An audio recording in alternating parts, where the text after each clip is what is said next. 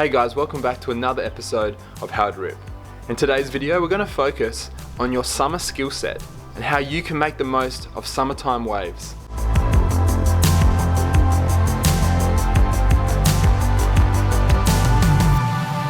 For a lot of us, it's common to be a little bit bummed about summer on its way in regards to surfing, because the waves are generally not that good, and it requires a lot of groveling and the right equipment to maximize those conditions and improve your surfing. And you'll find that by surfing well in those average summertime waves, when you do get some good waves, you'll find your performance skyrockets. So let's have a look at how you do this. So as frustrating as it can be surfing waves like this, we must make sure that we capitalize on every opportunity we can get to get out and surf these kind of waves. There's a lot to be gained, and we're going to break that down in today's video. The first thing I want to talk about is your equipment. If you're surfing a high performance board in waves like this, you're going to really struggle. So what we need to do is have a board that is more forgiving. High performance boards are made for high performance waves, generally speaking. Waves like this.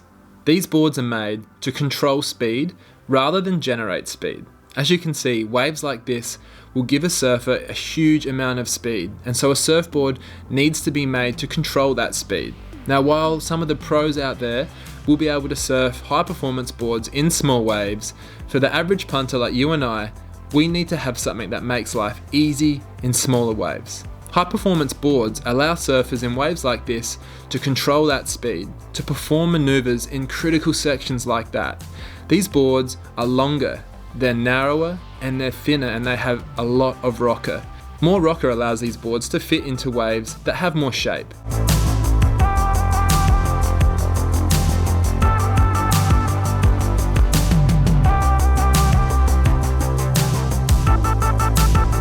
But often those summertime waves have very little shape.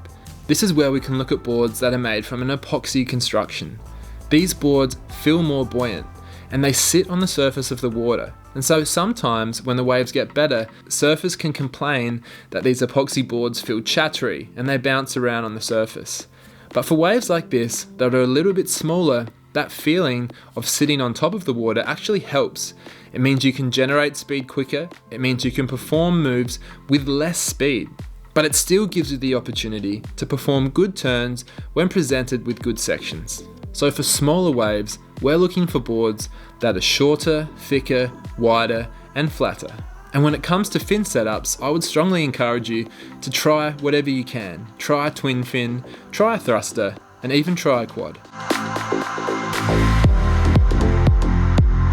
Now that we've got the right equipment, the next thing we need to focus on are some skills that we can use and work on that will improve our surfing in these conditions. Let's have a look at some of these now. The first skill is wave selection. You need to be smart about the waves that you choose when the conditions are average. We need to choose the best wave possible. We're looking for waves that allow us to get the most speed, that are going to give us turning opportunities. There's no point taking off on a closeout. We need to be patient and choose the best waves. Our next skill is generating speed. Developing and maintaining your speed in small waves is a critical skill. It will allow you to perform good maneuvers in low quality waves, but we need to know how to do that. We've broken that down in many other videos for you to watch. To maintain your speed once you've actually got it, you need to stay busy.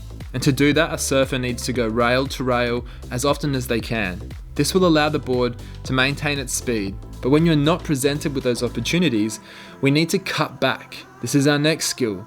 We need to stay in the pocket. And if there is no pocket, then we need to come back to the foam and rebound off the foam, like a roundhouse cutback. This will allow us to wait patiently for a good section to present itself. You can see here I'm staying close to the foam, close to the power source. Roundhouse cutbacks are your friend in small waves. It's a great opportunity to practice keeping that board on rail and then performing a nice re-entry off the foam. And when you do that re-entry off the foam, it'll also give you a slingshot of power.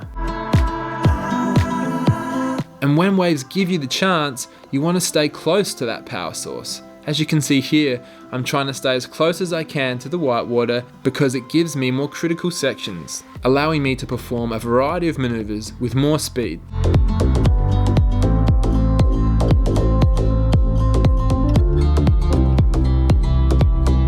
Let's have a closer look at this example. As you can see, I've taken off and I want to stay close to the power source. By doing that, I get a section like this, that's steeper and allows me to perform that re-entry. I then don't want to waste much time, so I control my speed, put the board back on rail, and then I come to this section here, quite flat. So what do? I need to cut back to that power source, putting my board up to perform that small little foam climb there. That will give me time, it also gives me speed for this next section. And I want to stay close to the pocket once again, and you can see that allows me to perform another re-entry. If I hadn't had been that close to the power source, it would have been a much flatter section of the wave. Once again, I put the board on rail with little downtime. You want to stay active and busy and light on your feet in small waves.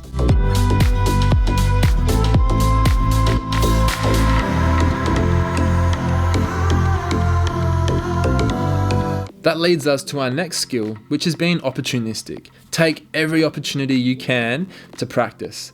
Some of these waves here were on the inside, and they allowed me to still have a crack and practice some skills.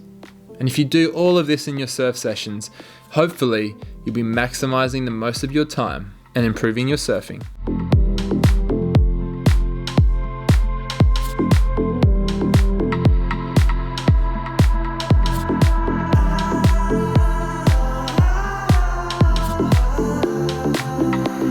Guys, thanks for watching the video today. I hope that now you're looking forward to summer coming up and you know what you need to focus on to improve your surfing in those subpar conditions. Remember to like the video, subscribe to our channel, and comment below to let us know what other videos you'd like to see.